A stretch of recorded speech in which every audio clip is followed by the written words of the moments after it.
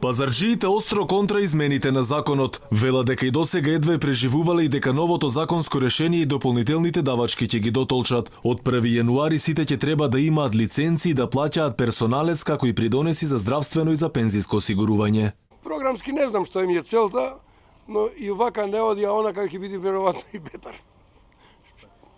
Не можам да го објаснам до крај, меѓутоа сматрам дека е нешто преурането, сматрам дека е почнато баш од таму од кај што не треба да се почне. Сепак треба да се разгледа уште малку. Апсолутно, треба да се доработи. Прво се до крај непознати правилата на играта. Претпоставам дека од некаде треба да се почне, но мислам дека почетокот не е добар.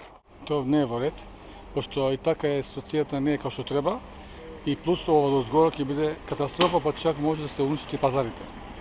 Од тој аспект. Пошто во еден момент и со тезги што се многу висока цена и самите земјоделци ги не можеше на пазар. Со новиот закон тој ќе се до Уште повеќе, да уште повеќе ќе се встапи тоа.